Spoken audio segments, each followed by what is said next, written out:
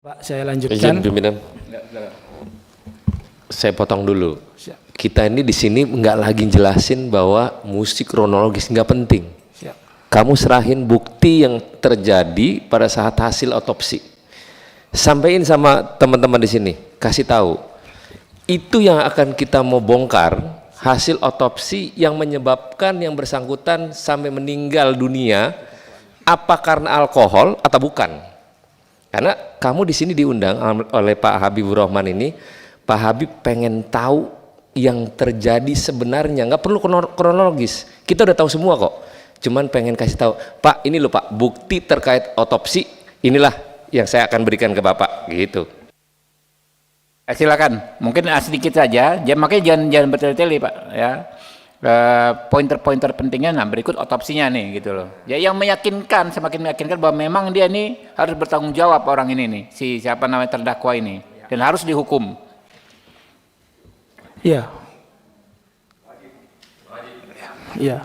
Baik Bapak, saya jelaskan pointer-pointernya. Jadi almarhum Dini Sera Afrianti ini berangkat dari apartemennya hanya dengan tersangka George Ronald Tanur menuju ke Black Hole KTV. Jadi fakta dari rekonstruksi peristiwa yang ada di dalam ruangan Black Hole itu memang sudah terjadi percekcokan dan tindakan penganiayaan, dan itu ada di bukti-bukti di rekonstruksi maupun juga diakui oleh tersangka tersendiri pada saat dilakukan rekonstruksi.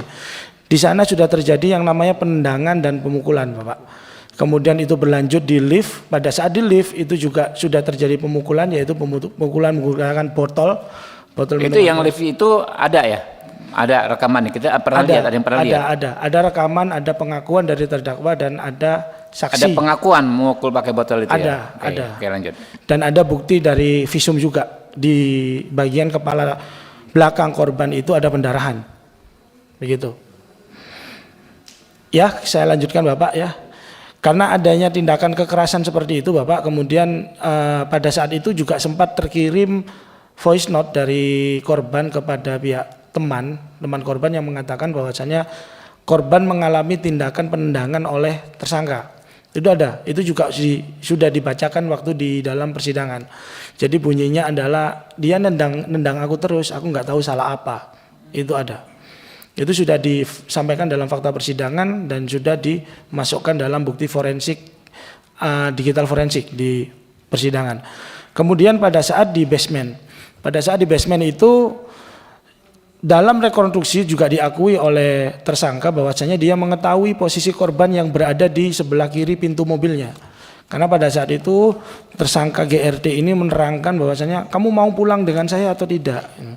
Kemudian tidak ada respon dari si korban almarhum.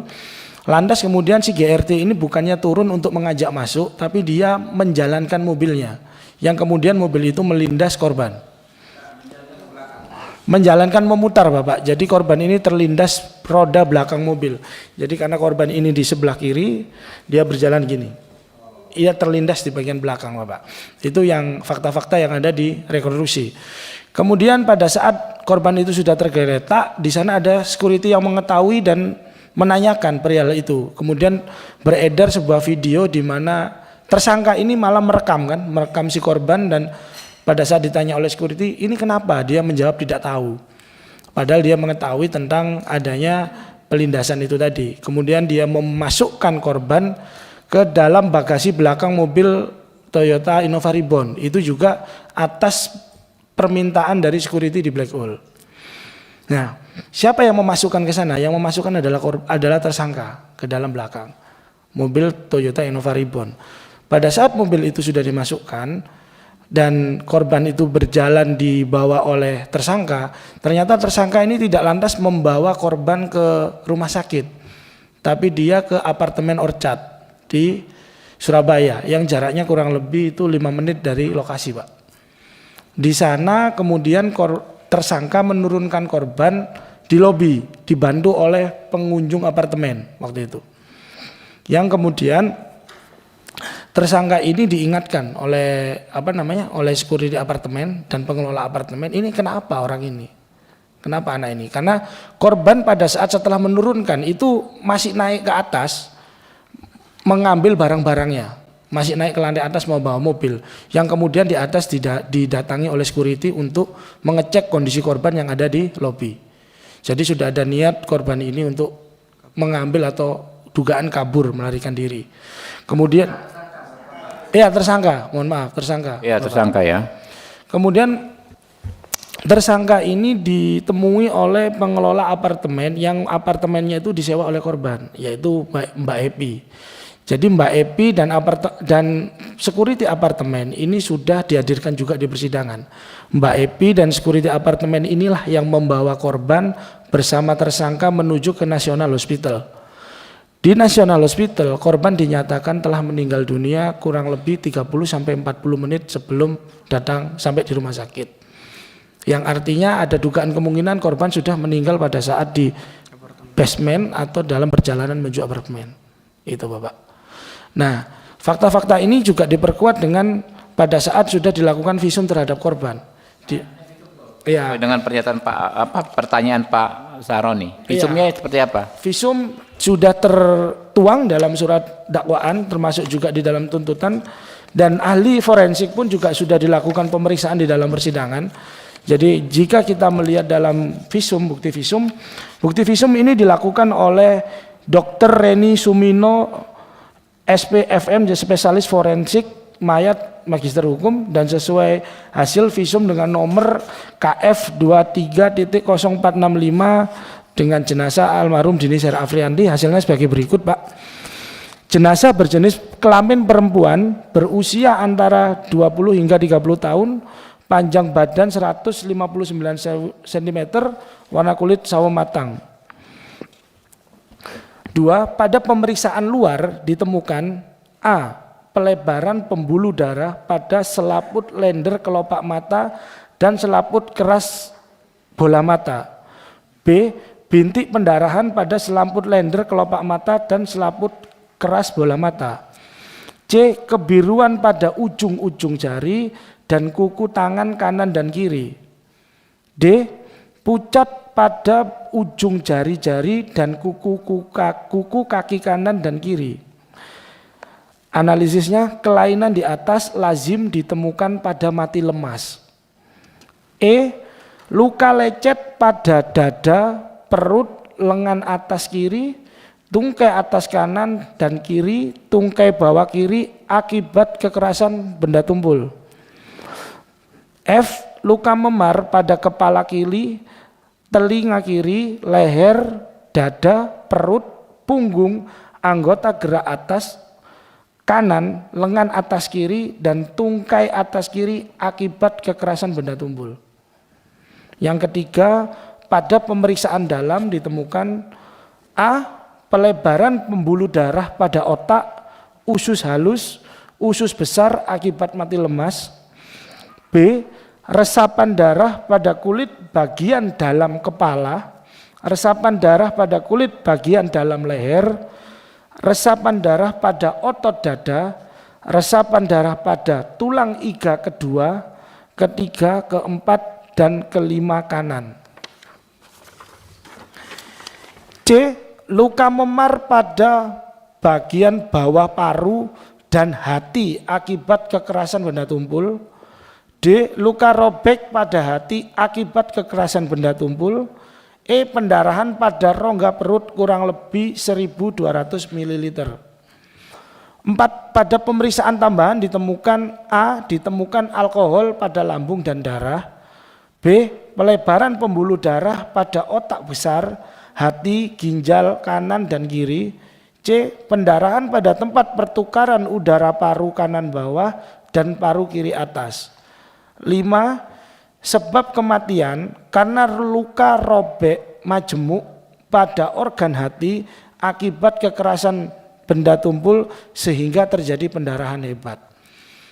Jika dikaitkan dengan kronologis dan rekonstruksi, Bapak, di dalam kronologis dan rekonstruksi itu memang terjadi lindasan di bagian bahu korban yang di situ memang melindas sampai hampir separuh dari badan korban. Jadi bila di sana dikatakan ada luka pendarahan pada bagian perut sampai dengan dada, itu memang sudah benar. Dan ditambah, mohon izin saya menunjukkan sebuah gambar, Bapak. Sorry, itu di hasil visum itu adakah bahasa bahwa yang bersangkutan meninggal dikarenakan alkohol? Tadi sudah dijelaskan meninggal karena adanya pendarahan hebat majemuk di Iya, I know. Maksudnya gini, hakim ini kan berlandaskan putusan yang dia putuskan karena mengakibatkan meninggal itu gara-gara alkohol. Iya. Itu yang saya kejar sebenarnya. Iya. Terusin. Ya. Lanjut. Ya. Jadi saya perjelas Pak Ahmad Sori ini, jadi tidak ada identifikasi selama proses persidangan, dan itu sudah ditanyakan juga oleh majelis hakim pada saat persidangan pemeriksaan ahli forensik Bapak. Kebetulan saat itu saya hadir, jadi pada saat saya hadir sudah ditanyakan apakah ada kandungan alkohol di dalam tubuh korban. Ada. Apakah itu menyebabkan kematian? Ahli forensik mengatakan tidak menyebabkan kematian. Yang menyebabkan kematian adalah pendarahan hebat di perut, dada, dan hati. Hakim brengsek. Jadi itu, terus Bapak mohon izin, jika dikatakan tadi apakah bukti dari yang menyebabkan kekerasan benda tumpul, di bagian lengan korban itu ada bekas ban dari mobil kendaraan tersangka. Ini Bapak, ini ada bekas ban. Ya. Ya. Jadi itu Nggak Pak. bisa di ini ya, nggak ada PDF-nya ya? Ada Bapak. Udah kasih. Di ini ditampilkan aja.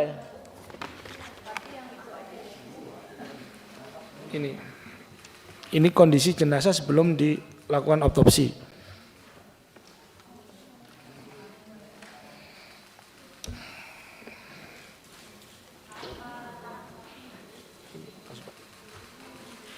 Ya panitia nggak ada tuh. Nah, nggak bisa digedein tuh. Ya, Itu ya, iya, bekas Pak. ban ya. Bekas ban. Astagfirullahaladzim. Ya Allah. Biadab banget ini. Itu bekas roda ban itu mobil. Iya, itu Pak, bekas ban. Bannya merek Continental itu Pak.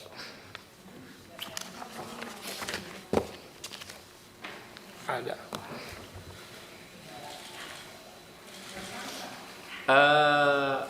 Itu security diperiksa juga nggak? Udah pernah dihadirkan saksi? Iya, semua security dan saksi-saksi berkaitan dengan perkara ini sudah dihadirkan Bapak. Oke. Jelas bahwa hakim membrengsek. Lanjut. Ya, baik Bapak. Dan kemudian yang menjadi catatan bagi kami dalam proses persidangan itu ada beberapa sikap-sikap dari hakim yang menurut saya tidak memberikan keleluasaan bagi saksi untuk menyampaikan apa yang dilihat dan apa yang dialami dan diketahui oleh saksi. Oke. Apa pointernya ini ya? Iya Pak. Tolong sekretariat, bos, sekretariat ya. Nah ini menjadi pointer kita sampaikan langsung ke KY, jadi bahan pemeriksaan KY dengan Bawas. Ya, nanti bikin surat khusus ke KY. Tadi sorry, yang sebelumnya, slide sebelumnya mana tadi? Bukan tadi pointer yang Mas sebutkan tadi. Apa ya Mas?